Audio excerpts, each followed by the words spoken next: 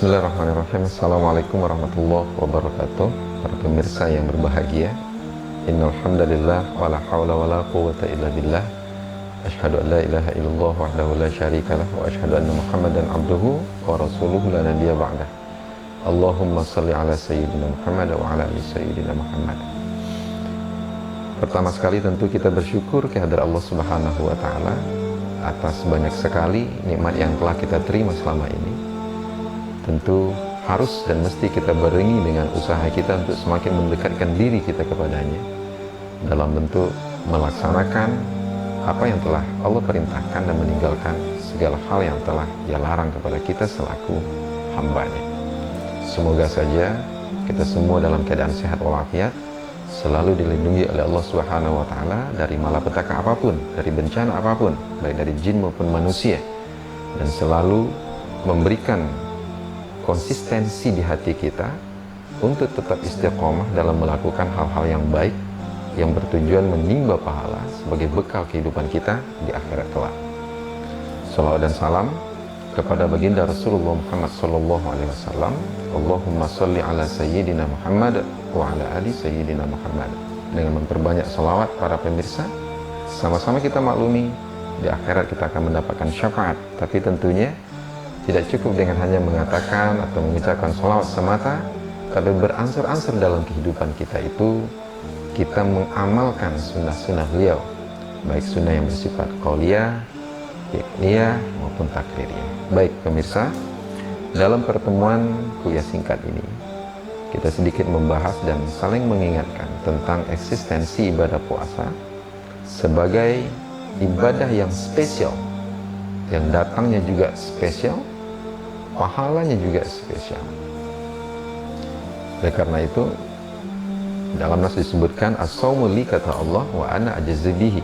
Puasa itu untukku dan aku sendiri yang membalasnya. Artinya, puasa itu sebuah ibadah yang unik.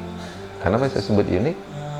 Karena yang mengetahui ibadah itu, rahasia sebenarnya hanya Allah Subhanahu wa ta'ala dan orang yang berpuasa itu sendiri atau shaim.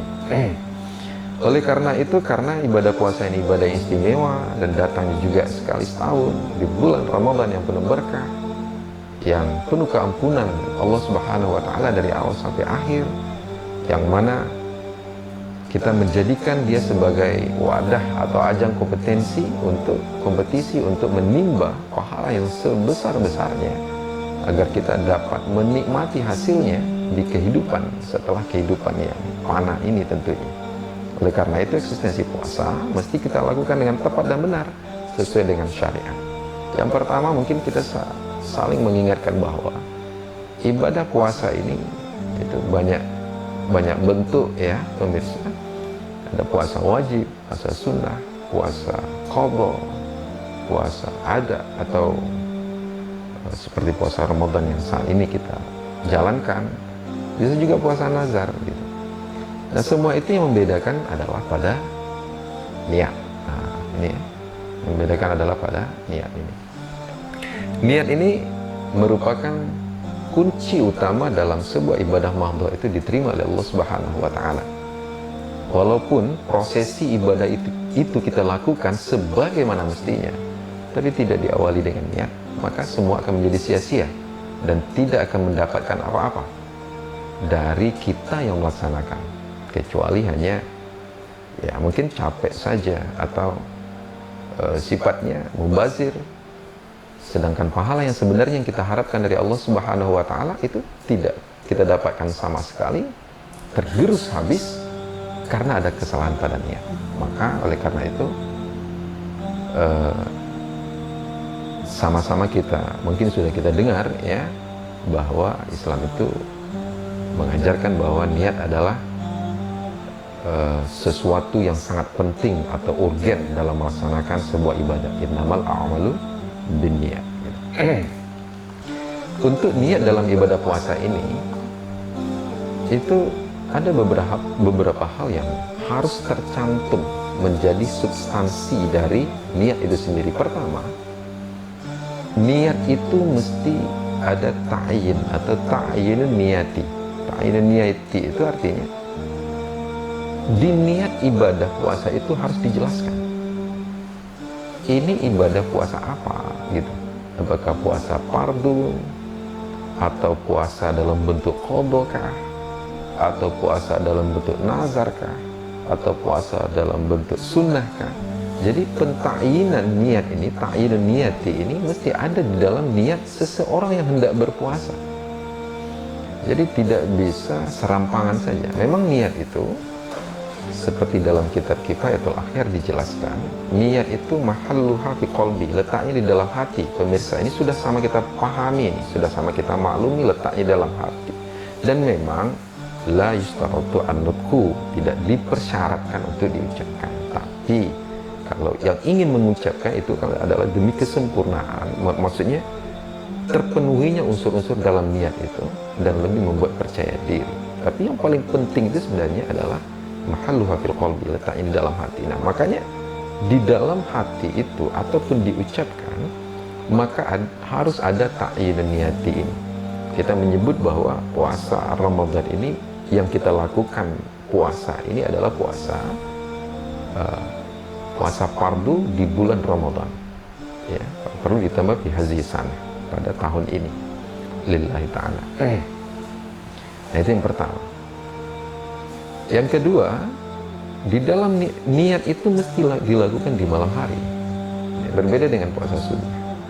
Jadi kategori malam itu mulai matahari tenggelam sampai sebelum masuk waktu subuh, ya, ya, itu rentang waktu pembacaan atau meletakkan niat bagi yang melaksanakan ibadah puasa Ramadan.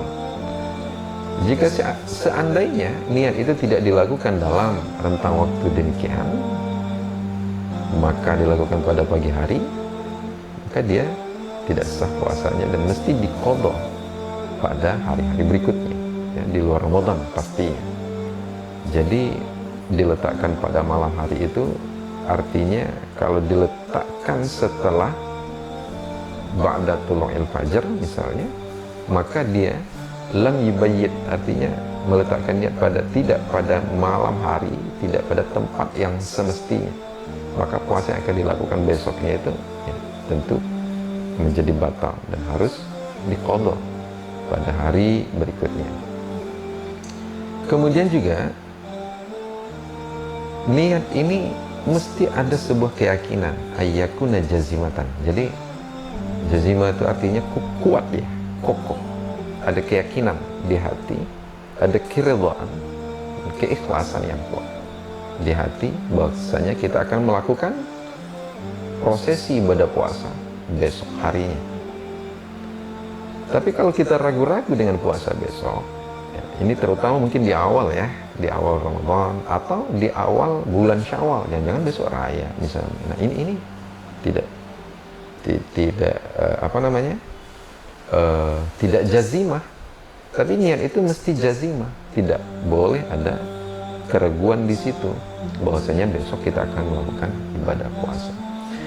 Dari unsur-unsur tersebut, kandungan niat dan tempat melakukan niat itu adalah sumber pertama atau kunci pertama, maksudnya ibadah puasa seseorang akan diterima oleh Allah Subhanahu wa taala. Kam min shaimin laisa lahu min syai'ihi illa al-ju' wal 'atas. Jangan sampai kita hanya melakukan prosesi ibadah dengan mengimsak diri dari makan dan minum, kita capek segala macam.